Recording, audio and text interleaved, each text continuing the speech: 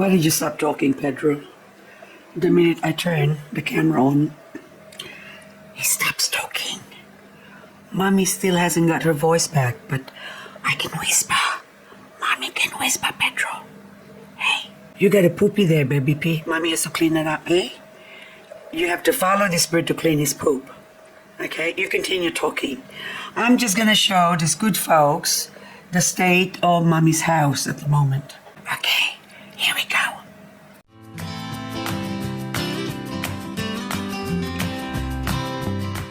It's 17 degrees outside and the rain just started pouring.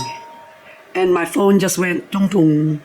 I got the heater going and this is the state of my house at the moment. I haven't cleaned my house for the last 5 months, understandably, because the love of my life has gone to the next level, aren't you all? So this is actually his X-ray mold, should I say it? They put it over his head when they did, not X-ray, sorry, radiation. So he doesn't move his head, and because they have to radiate his neck with the cancer. And those are what they pin onto the bed, basically, or the table when, okay, you go say hello to Daddy. Okay, so this is Wally's last outfit. I don't mean to be morbid, but some people, of course, will find it comforting, but others will find it strange. Hang on, baby P. I just hit the camera again, okay? You want to say something? But this is my husband's reclining chair. And now I've got the blanket that I covered him for the last day. So this gives me comfort. So I sit here and just enjoy his presence. His presence. I can't talk, baby P. This is now my life, my reality. So first day after the funeral, and normally my house is really, really warm. This is my reclining chair where I sit and normally sleep. Have a little nap, a quick nap in the afternoon. But anywho, those seeds I've got on the table here, it's a bit late, but anyway, the seeds I've got here has been here for the last 2 years. This is actually, I've collected this 2 years ago. And I haven't processed them because for the past 3 years, we have just been busy with my husband's treatment, and it was non-stop. And the only time we could have a break is when we watch football and also cricket together. So I sat next to him while we're watching footy and cricket, and this has been his bed for the last 3 years as well, or his room, that is. And all our furnitures that we had here before, I have to get rid of. And that one is just a start of my ironing. I've been meaning to iron for the past few months, and I've got a big pile somewhere else. But anyway, this is life after Daddy has passed, isn't it, Pedro? So Pedro and I are listening to classical music, and I went back to crocheting while I was at the hospital with him. And so I have crocheted a couple of vests, a few gaiters, lots and lots of scarves, and these ones I have to put together still. So I finish it off. So that's the back panel and the side. There you go, that's gonna be pretty when I walk around in the garden. Oh, by the way, the whole house is feeling a little bit cool at the moment. We have really good insulation, so normally, even in winter, our house is mostly warm, but today I know he's all over me. That's why I have this cool air surrounding me. So my darling is with me. So even though I don't see him, I can feel him. He used to call me psycho because I have all these, I don't know, if I say to him, go to the right, and on the left-hand side, there's parking space. It's going to be blue on the left, but that person's just parked too much forward, and that's why the car or the sensor for the parking says, whatchamacallit, that is empty, but it's occupied. On the right-hand side, if you wait just 5 seconds, there's someone going to come out, and I'm pretty spot on all the time. That's why he calls me Psycho Woman. By the way, thank you so much for condolences and sympathy messages. and support from all of you. Thank you so much. I really appreciate it. And I can feel my voice is slowly becoming better. A lot of this is not only from too much talking, but also the anguish of losing someone that you love. I didn't know that I could be in so much pain, losing my husband. Anywho, life goes on, and the rain stopping. It's like on cue. It was raining a while ago while I was gloomy inside, and all of a sudden when I decided to pick up the camera and start filming, the sun came out. Of course, it's forecast cloudy, as you can see up above, but it's going to be on and off, I think. But I think it's time for me to inspect the garden, because I don't know what happened to my succulents, and I've been planning to put them or secure them before the frost comes. And this one, you can see, that's all just needs to be cleaned up. So I'm going to have fun cleaning them up. But I was actually planning to clean this up today because it's very therapeutic. But I couldn't do that because they're wet. So I'm best leaving them to dry up first, and then I can go clean them up, because the minute I remove this, I'm opening it to all sorts of nasty infections and bugs and stuff like that, and they have a higher chance of dying. Now this one here, this Kalanchoe, I think this is panda or something. Are you panda? No, it's not. Anaconda mosaic variegated somewhere. Oh, in the corner there. But it's not variegated anymore. It's just red. And that one is, I think, your Super Bomb or Purple Delight. It doesn't matter. It's just beautiful. But this one I've grown from half a leaf. So someone suggested that Kalanchoe grows from half a cutting.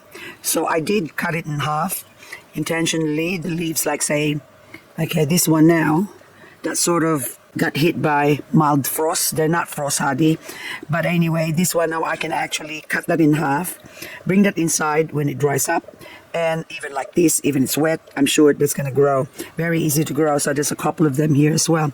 But this pot here came from under the grow light. I only took him out here because I was in the hospital and I can't leave the grow light on because I'm paranoid of burning the house down. So anyway, this one now is my most beautiful. I love this plant. This has got to be one of my favorite Echeveria, variegated Echeveria. This is lemon and lime variegated. So these are already the babies that I took cuttings of from my mother plant, which is just most stunning. Look at that. I can't see it. Got the light in my eyes. I'm already singing as well. So anyway, what do you call this? How many months of crying, and I tried to hide it from hubby because trying to keep him strong, keep him going.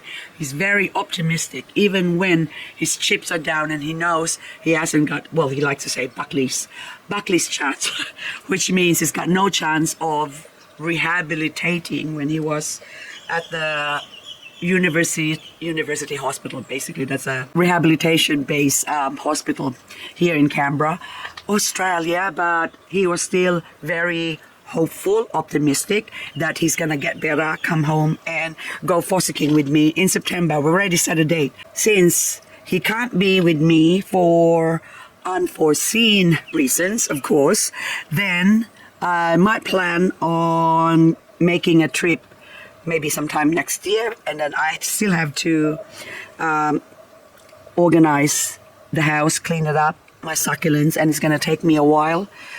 And clean out everything, you know, get it's not get rid, but pass on his toys to the grandchildren and to families. But anyway, right now it's autumn, of course, and this one, that one passed away. I'm sorry, you're about to. Okay, can I still rehabilitate you? I don't think so. But anyway, I'm doing the video because one, I need the money. I won't have any source of income now. I have to go get a job. And also, life continues. Some people might think, oh, it's too soon to probably move on. Well, I have been in grief for a long time, and hubby and I have talked so much about what's going to happen after he's gone. And I said to him, I'll be fine. I'll be fine. You go on and prepare our fossicking area. He has to do research up there and look for grounds that's got a lot of golden gemstones and fish, where the fish are biting and the golds are much more goldier. Anyway, these ones now, I have to bring this inside. So inside, by the way, all the ionium has to be taken inside because I'm sure maybe in a couple of weeks time, the frost is going to be here. And of course, a lot of these plants and oh my goodness. Okay, I'm just going to spill it out. This is my favorite succulent. After this or next to that, or that's actually second, is that it? But this Bernalense has got to be my favorite one. I have to admit it. And also this one as well. The lemon lime is one of my favorite. I should just say one of my favorites because there's probably, if I have to choose the top 20 favorite, say, variegated succulents, so the Bernalense has got to be on top of the list. I can't see you from there, but look at that gorgeousness. It's just absolutely beautiful. So it's a winter, spring, summer, or fall or autumn.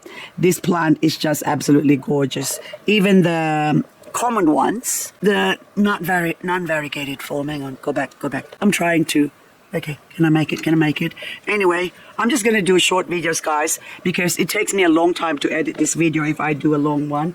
But I'm just sort of giving you an update as to my current situation. See, I knew it. My voice is getting better, even though I'm talking more. So the hoarseness of my voice before is because of anguish. So the more I feel better, the better my voice sounds. So anywho, now I think, oh my God, you are beautiful.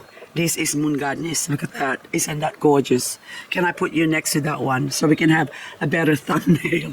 But anywho, this is all I've got for this video, guys. Just letting you know that I'm okay. I'm fine. And today I'm going to go to the mall and maybe have a laksa. I feel like having a laksa. And look at this beautiful. I don't know if I can capture. I'm capturing that, but that is the Morticia. Where's your Gomez Morticia? Anyway, now I am going to show you, I'm going to go inside and clean up or kill some mealybugs. This is my Ceropegia simone that I've been neglecting indoors, and it has grown a lot since I've got it, but in between watering, I've always kept it dry unintentionally because I forget to water it. Now what's happening every time it dries up, the mealybug. So you can see in here, look, that's all mealybug. There's tons and tons of mealybug that's attacking this plant. So it's from there, and all through the plant. So even that top there, you can see the white bits. There you go. And if I spin this around, down behind there, see, look, mealybug central, all through this plant. But the only thing I like about this plant is I can go and relax picking out the mealybug. So I think there's a mealybug hiding there. Okay. Big fluff. And proof of the pudding is in the squashing. So that's all mealybug. So it doesn't have red blood. This is yellow blood. So I wonder if there's a royal mealybug that will have blue blood. Hey, Pedro? Pedro's back in my shoulder. So I could spray this with metho, and the plant, well, it doesn't worry it, but I enjoy going on a hunt. So even, hang on. There you go. That one now. So that's all mealybug. Look at that. That one's a red blood. So anyway, guys, this is what I'm going to be doing for the next hour. So as I go through this simone that I'm going to kill lots of mealybug with, I'm going to bid you goodbye for now. Should I say, till we meet again on the next video. Baby P, you're going to come and help me? Come, Baby P, come. Come. You can't eat it, Pedro, but you can eat the mealybug. Are you scared of mealybug? So even the budgie is scared of mealybug. Anyway, that's all I got for this video, guys. Just update.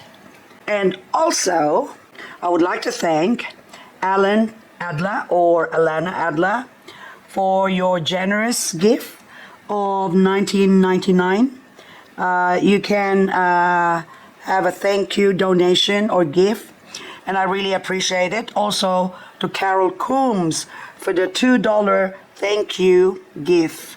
Anyway, guys, till we meet again on the next video. Are you gonna crawl in here now, Pedro? Hey? You crawl, baby P. Go fetch mealybug from mommy. Fetch, Pedro, fetch. You can't eat that one. And he knows it too.